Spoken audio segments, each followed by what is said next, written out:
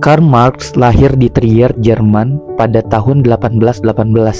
Ia tumbuh dalam keluarga menengah dan menempuh pendidikan filsafat di Universitas Bonn dan Berlin. Pada masa hidupnya, Eropa sedang mengalami perubahan besar karena revolusi industri. Mesin-mesin baru membuat produksi meningkat, tetapi di sisi lain, buruh pabrik bekerja sangat keras dengan upah yang sangat rendah, sementara pemilik modal menjadi semakin kaya karena itu. Situasi ini menumbuhkan kegelisahan Marx terhadap ketidakadilan ekonomi dan sosial yang ia saksikan secara langsung. Pemikiran Marx berkembang menjadi teori sosialisme ilmiah yang berpuncak pada gagasan komunisme. Menurut Marx, sejarah manusia adalah sejarah pertentangan kelas antara kaum borjuis, yaitu pemilik modal, dan proletar, yaitu pekerja. Ia menganggap kapitalisme tidak adil karena hanya menguntungkan segelintir orang. Bersama Friedrich Engels, Marx menulis Manifesto Komunis pada 1848 yang menyerukan agar kelas pekerja bersatu untuk memperjuangkan sistem tanpa kelas. Dampak pemikiran Marx sangat luas.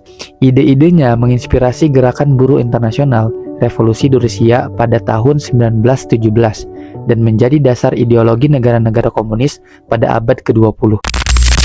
Émile Durkheim lahir di Epinal, Prancis pada tahun 1858. Berbeda dengan Marx yang berangkat dari keresahan ekonomi, Durkheim tumbuh di tengah tradisi akademik Prancis yang menekankan keteraturan sosial.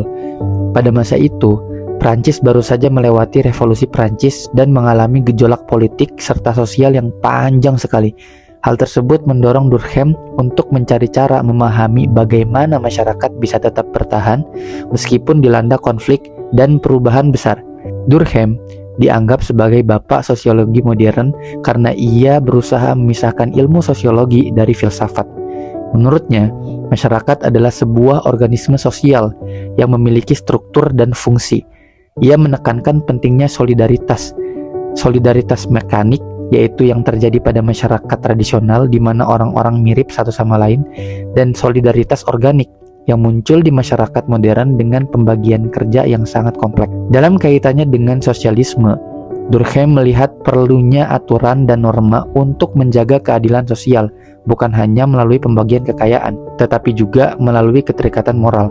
Pemikirannya berpengaruh dalam pengembangan sistem pendidikan modern dan kebijakan sosial di berbagai negara, terutama di Eropa. Max Weber lahir di Erfurt, Jerman pada tahun 1864. Di tengah keluarga yang berpengaruh dalam politik dan akademik, ia hidup pada masa ketika Jerman mengalami industrialisasi cepat sekaligus ketegangan politik menuju pembentukan negara modern. Latar belakang ini membuat Weber lebih peka terhadap peran kekuasaan, budaya, dan birokrasi dalam masyarakat. Weber menekankan bahwa untuk memahami masyarakat, kita tidak bisa hanya melihat faktor ekonomi seperti yang ditekankan Marx. Menurutnya, ada 3 sumber kekuasaan utama. Yang pertama, ekonomi, yaitu siapa yang punya sumber daya. Kedua, politik, siapa yang membuat aturan. Dan yang terakhir adalah status sosial, siapa yang dihormati. Ia juga terkenal dengan analisis tentang rasionalisasi dan birokrasi. Masyarakat modern cenderung diatur dengan aturan formal yang ketat, seperti mesin yang bekerja secara sistematis. Dalam kaitannya dengan sosialisme, Weber berpendapat bahwa perubahan sosial tidak dapat hanya bisa dilakukan dengan menyerahkan semua kekuasaan pada ekonomi, tetapi juga harus memperhatikan bagaimana kekuasaan dan budaya itu bekerja. Pemikirannya memberi dasar pada analisis politik modern, teori organisasi, dan studi tentang hubungan antara agama, budaya, dan ekonomi. Karl Marx berangkat dari masalah ekonomi dan ketidakadilan kelas, menekankan perjuangan buruh melawan kapitalis, sedangkan Émile Durkheim fokus pada solidaritas sosial dan bagaimana masyarakat tetap terikat oleh norma serta aturan bersama. Dan yang terakhir, Max Weber justru menyoroti kekuasaan dan rasionalisasi dengan menekankan bahwa ekonomi hanyalah salah satu bagian dari struktur sosial bersama dengan politik dan budaya. Secara keseluruhan, Marx memberikan api perlawanan terhadap ketidakadilan, Durkheim membangun kerangka keteraturan dan solidaritas, sementara Weber memberi lensa analitis tentang bagaimana kekuasaan bekerja dalam berbagai bentuk.